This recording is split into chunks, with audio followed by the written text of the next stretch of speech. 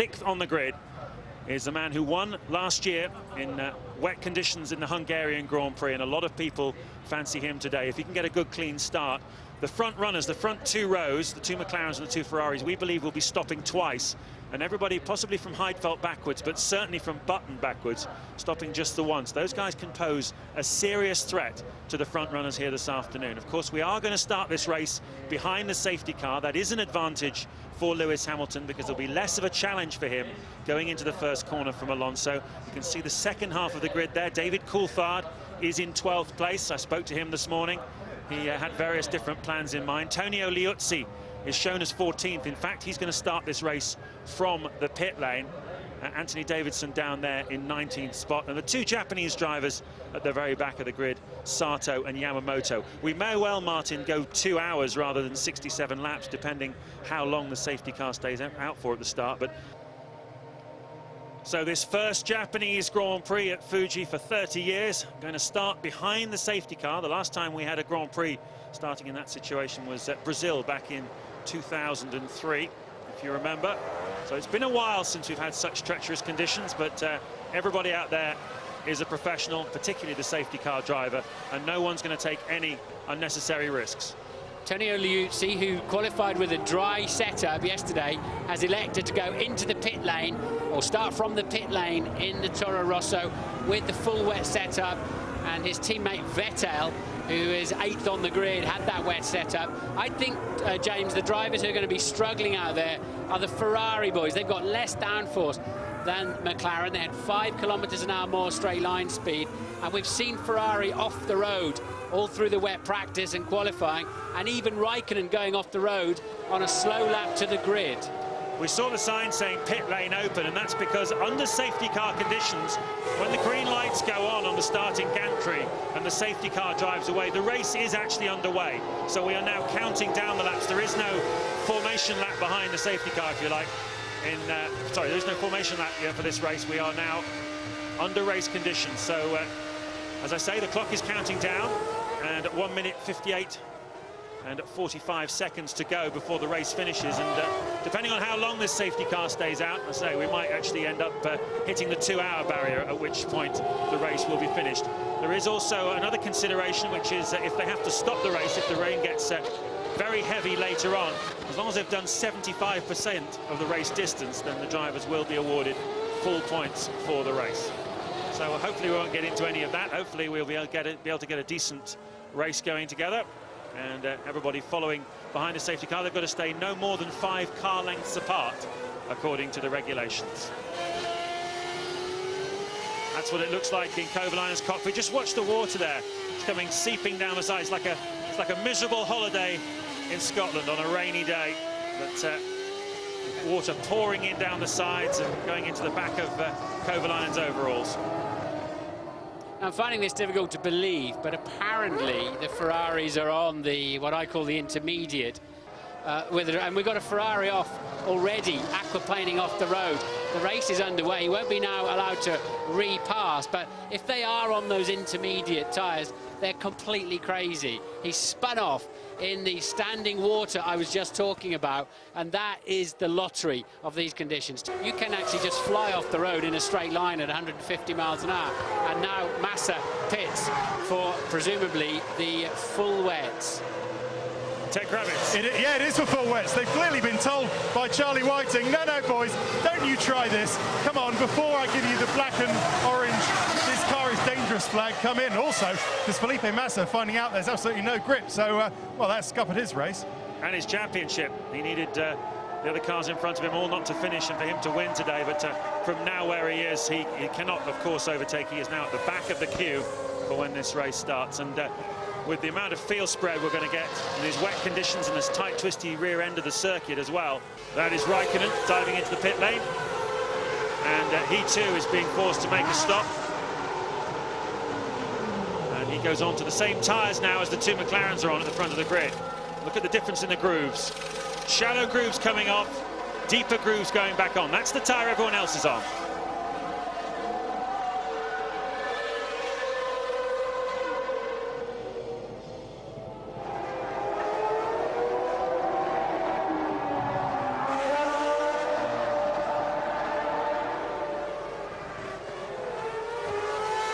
A great opportunity for Jenson Button, if they do get this race started from 4th place, to do something here this afternoon. But as you can see, the conditions are very, very bad. That the race will then restart again under the safety car. So that's what will happen if we are forced to suspend the race. But interestingly, the clock will not stop, so it'll still keep ticking down towards the 2-hour mark behind the safety car, because they were the only cars then remaining who are going to have to make 2 stops here this afternoon. And sooner or later, they're going to have to pit for fuel as Liuzzi's problems continue, and he comes into the pits. His teammate, incidentally, Sebastian Vettel, managed to qualify in 8th place, an absolutely fantastic effort by the young German. First time this season Toro Rosso have been in the top 10 in qualifying. Liuzzi makes a tyre change and puts some fuel in.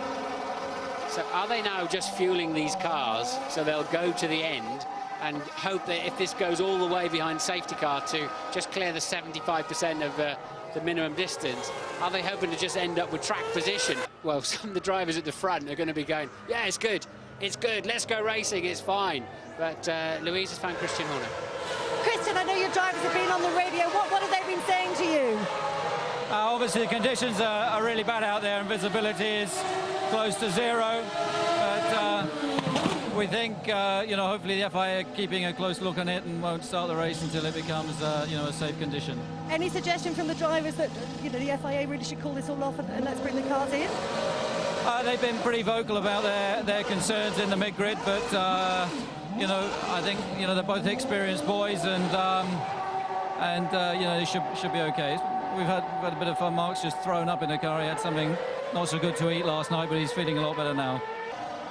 Well, this race certainly could be decided by whoever's got the biggest fuel tank and can make the earliest pit stop as a result of that. And also whoever's feeling inclined to gamble, certainly anyone towards the back of the field, as the Ferraris were. This is interesting. Massa was in front of Raikkonen before Raikkonen made that additional stop. I bet you Massa's behind him when they come out. They'll want Raikkonen to be in front of Massa, because if the race is stopped and it never gets started, Raikkonen's the one who's going to get the big points, not Massa. And of course, it's Raikkonen who has a chance of winning the World Championship still. Yeah, that could be, as boring as it seems, a pit stop from the back of the field. That could be one of the most crucial moments of the afternoon. We'll see if I'm right or not. We'll find out a little bit later on, but it does depend if the safety car stays out. But looking out of this commentary box window, I see nothing out there that suggests they should be bringing the safety car in. Hamilton has allowed the safety car to pull away from him. He is going to bide his time. He is allowed to pick the moment. He's playing chicken with Alonso. You're not allowed to overtake before the start-finish line, of course. You can see Jenson Button there, 4th, has got Mark Webber nibbling at his heels, and it's a question of when does Lewis put the hammer down and what does Alonso do about it. Lewis has now gone. He's not allowed to overtake him. He's trying to force him into a mistake. A wonderful piece of gamesmanship by Lewis Hamilton, and away he goes. And now Alonso's riding his slipstream. He pulls out to have some sort of visibility as they go across the start-finish line, and we are racing at Fuji Speedway for the first time in 30 years. Lewis Hamilton leads them away. Alonso is 2nd. 3rd is Heidfeld. 4th Button. 5th Webber. 6th Vettel. 7th Kubica. And 8th Fisichella. And the run down to the first corner is a lot more simple for Hamilton than it was in Spa 2 weeks ago. Alonso is behind him. Where is the 3rd place man? Heidfeld has had a problem. Jenson Button has gone past him, so too has Mark Webber, and 3rd place man Heidfeld now gets passed by teammate Kubica, as at the front Lewis Hamilton pulls away from his teammate Alonso. We've got an accident there, and it looks like Felipe Massa in the Ferrari and Alex Wurz, who are at the back of the field, have collided. Well, what a massive relief this is going to be for those that were getting short of fuel, that they've started the race, but already carnage then down at that first corner as they've tried to guess where the braking point is going to be. And clearly Wurz looks like he's got it wrong, gone straight into the back of Massa. He's away really from the firing line of turn 1. He's dropped it a long way before the corner and just sideswiped Massa. Surely that must have damaged the Ferrari. And what will they be able to do with that? And he's gone straight through. It's his drive-through. It's his drive-through penalty, of course, which he had to serve. Yes, you're not allowed to serve it behind the safety car, are you? Exactly. You're not allowed to serve it behind the safety car. We saw that in the Nürburgring, and he's gone straight on at turn 1. I think he's getting a little hot under the collar, Felipe Massa. And they're vying for fastest sector times. Alonso fastest first sector, Hamilton fastest middle sector. Here's a look at what happened between Button and Heidfeld. And Button, did he lose his front wing? He's very lucky if he didn't. Yeah, he did. He's staying out in 5th place with no front wing. How does that work? Because that's a replay of some time ago, isn't it? Of a couple of laps ago. Can't be, surely. He cannot be doing those kind of times.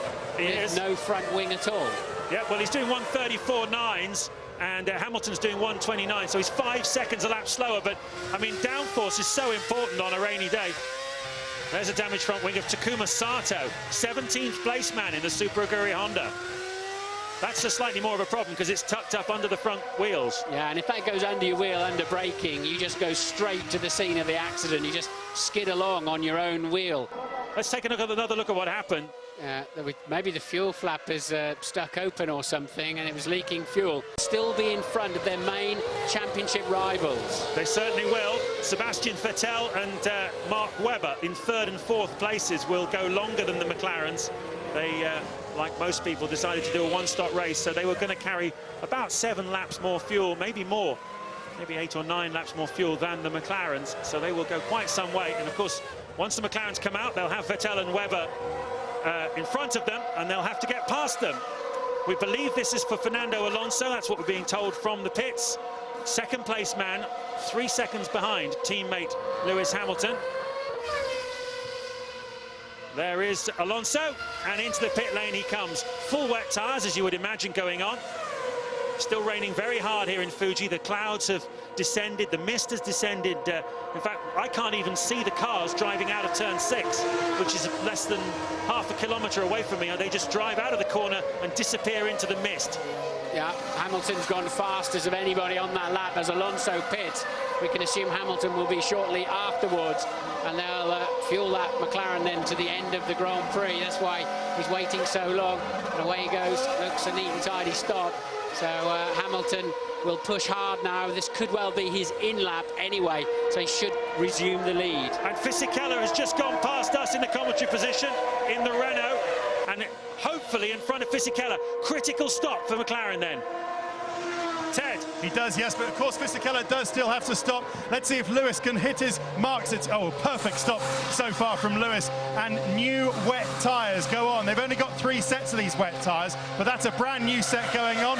Fuel to the finish, exactly like Fernando Alonso. And good work by McLaren boys, 11.6 seconds. Absolutely seamless. Vettel has gone past. He leads the Japanese Grand Prix. Sebastian Vettel in the Toro Rosso leads. 2nd is Mark Webber, who has also gone through. But can Hamilton get out of front of the train of cars headed by Fisichella? It's got Alonso behind him. There goes the back marker Sato. There is the Renault, and Hamilton's done it. Of course, these cars all have to stop again, but critically for Hamilton, he's in front of them, and Alonso isn't. That's the order at the moment then. Vettel, Webber, Hamilton, Fisichella, Kovalainen. That's when we heard the drivers saying it's just too dangerous, get this stop. That was at safety car speeds, remember, not at racing speeds.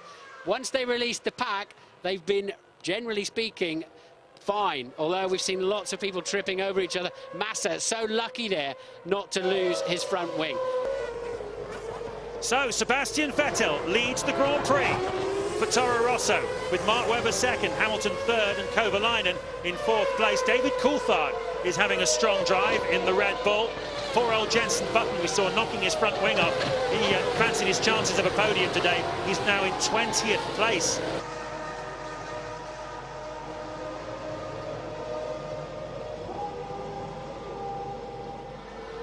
Into the pits comes Sebastian Vettel at 20, surely one of the youngest drivers ever to lead a lap of a Formula 1 race. He's led 4 of them in his Toro Rosso. He's certainly put them on the map this weekend with an excellent performance in qualifying and a stunning drive in the opening stages of this rain-soaked Japanese Grand Prix here at Fuji Speedway. Mark Webber is now the leader for Red Bull Racing, but he still has to make his pit stop. There is Fernando Alonso, who is battling with Nick Heidfeld over 8th place. And there is Kimi Räikkönen, who moment as we approach the halfway stage in this Grand Prix. A lot of racing still to go, but here you can see Heidfeld having a go at Alonso, and it's not the first time this season that the BMW has passed Alonso's McLaren. Alonso's very slow on this set of tyres. He's lost a full 14 seconds now. Remember, he was 3 seconds behind Hamilton before these pit stops started. He's now 14 seconds behind him. We'll have to wait for the replay, but it is for position because Hamilton stopped, Kubica hasn't. Mind that white line on the braking, on the pit lane exit there, Lewis. That will be slipperier than you can ever imagine. So trouble then for both McLarens, with both BMWs giving them a hard time for pace. I think it might be the Renault, you know. No, it's the BMW. There you go. Oh, look, he just ran into the side of it. That's rude. So at least his car seems in one piece.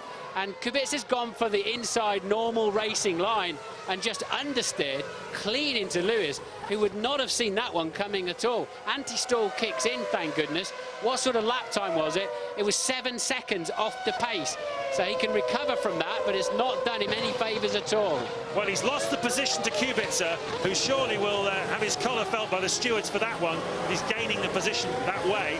Meantime, Heikki Kovalainen in the Renault, who has yet to make a pit stop, is now running in second place. So the order is Webber, Kovalainen, Kubica, Hamilton. That's Alonso. Alonso's down in 10th place and struggling on off the racetrack. Alonso down into turn 10. Battling Vettel. And this is that's not the same incident. It's yet another incident down into turn 1. So Alonso then also both McLarens pointing backwards. Here comes a hard-charging Jenson Button, trying to make up from knocking off his front wing earlier on. He's attacking Jarno Trulli.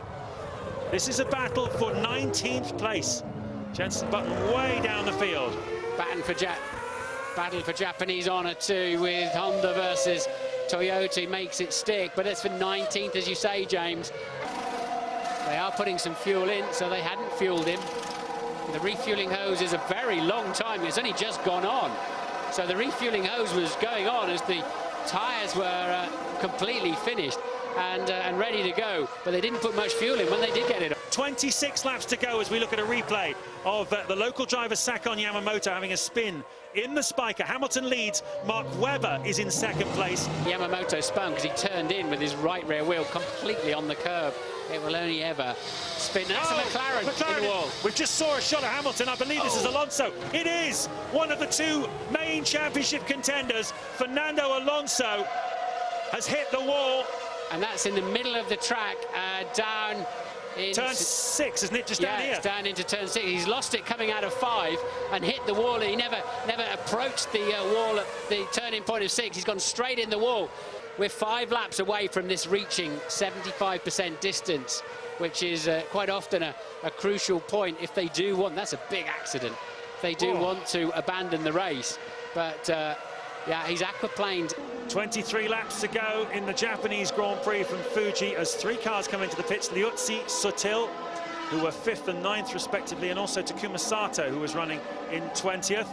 We have lost the reigning world champion Fernando Alonso from this race. He hit the wall a few laps ago, and there he is getting onto his motorbike, back of a Marshall, and just still managing a wave for the crowd, but he knows what this incident is going to mean to him and his championship hopes. He was 2 points behind Hamilton going into this race. Lewis Hamilton leads the Grand Prix here with 23 laps to go. It's been an extraordinary race that is now under a safety car after that crash from Alonso while they clear the debris.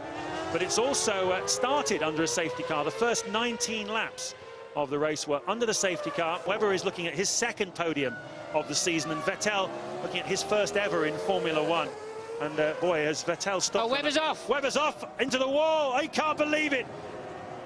He's aquaplaned off. Maybe he's just tried to warm his tyres up or something.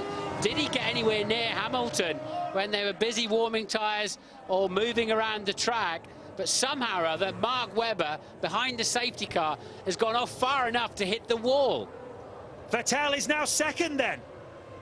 The 20-year-old Sebastian Vettel takes up second place with Webber having gone off into the wall. Well, let's wait and see he hasn't just parked it. Let's wait and see he hasn't just had a problem. And where are we? Yeah, he's spun it. Oh, Vettel has been hit. He's been hit by Vettel big time. Vettel is out as well. Vettel has just run, oh, the Toro Rosso hits the sister car Red Bull. Vettel has run into the back of Mark Webber while they've been warming tyres and brakes. You can't believe it. It was headed for a fairy tale for Webber and Vettel. And I guess the guy who owns the Red Bull teams, both of them, Dietrich Mateschitz, will be watching this in Austria and will be throwing something very large and heavy at his TV screen, because he was looking at a double podium here. Engine switched off. Toro Rosso are furious. And I was just saying how high Sebastian Vettel's stock must have got. It just went down like Northern Rock stock did in the last wow. What are they doing? I mean, visibility's poor, but I suspect what happened is Webber was just warming his brakes as Vettel was warming his rear tyres, and they met in the middle. That puts Kovalainen up to second. Massa for Ferrari third. Right before he hit the hammer, he goes across the start-finish line. He's got 19 laps separating himself from the end of this Japanese Grand Prix as Massa has a look up the inside of Kovalainen, and it looks like he's going to keep on coming as we go into the first corner. Massa, he's tucked in behind Kovalainen now, who picks his braking point neatly for the first corner. Hamilton leads. Second is Kovalainen, third is Massa. You're listening for when the guy in front lifts the throttle pedal as Ralf Schumacher exits the pits for Toyota. And Hamilton then leads Kovalainen, Massa. Wirtz is off the road for Williams. 75% full points scenario anyway, even if the race does get stopped for any reason now. We're into full points. So Hamilton leads, Kovalainen second, Massa third. Coulthard still solidly fourth, but Raikkonen very close to the back of him. Then there's 7 seconds clear of Fisichella, who's fifth. Sorry, sixth. Who's that off the racetrack? It's Antonio Liuzzi, I believe, in the Toro Rosso, who was in 10th place and still is, from the looks of things. Oh no, Sutill's gone past him, so he's dropped down to 11th. Now, if it finishes this way, Rubens Barrichello, who is in 8th place, will score, would you believe it, his first point of the 2007 season. It's a pretty special day today for Rubens Barrichello, because he equals Michael Schumacher's total of 248 race starts. So he's now the second most experienced driver in Formula One history. And in China, obviously, he'll become clear and move 1 place clear of Schumacher. And Riccardo Patrese is the next in his sights. And next year, around about Monaco time, possibly Canada, we will see Rubens Barrichello becoming the most experienced driver ever in the history of Formula One. I think he'll be hoping he has a bit more of a competitive car to celebrate that with. Car 22's been off the track. That's Takuma Sato. He's down in 17th place. We've still got 17 runners, amazingly. It'll be interesting to see exactly why Alonso went off. I'm pretty sure he just ran a little bit wide in 5 and caught a bit of extra water or something. He had been off the track a couple of times, hadn't he, before that. It was a little bit like Montreal, where we saw safety cars, Hamilton leading, Alonso off the track a couple of times, eerily reminiscent of that Grand Prix. Obviously, the conditions completely different here with this torrential rain, but Alonso was outstanding the last time we had a wet race, of course, at the Nürburgring, where he won, beating Felipe Massa in the very closing stages of the Grand Prix. So there is absolutely nothing wrong with Alonso as a wet weather driver. In fact, he's probably one of the very, very best out there. Yeah, he had got damage to the side part of his car, of course, but he'd already done several laps with that damage. So Coulthard goes over the line. He's still in 4th place, and Ted has some further news. Still raining in the pit lane, Martin, not quite as hard as 5 minutes ago, but just a thought on Fernando Alonso. All the McLaren mechanics here were paying very special close attention to the tub and how damaged that McLaren was, because of course with the Chinese Grand Prix next week, they will have to make a decision now to send a new tub out from Woking, fly it out straight to Shanghai. They do have a T-car sitting here in the garage, which is set up for Alonso, but they will, I fancy, have to fly a new car out. Yeah, good point, Ted, good point. So, still quite a way to go in this Grand Prix. It's 2.8 miles, and we've got another 14 of those laps to go, including the one that they're on now. And Hamilton's lead up to 6.8 seconds then over Kovalainen. Hamilton wins.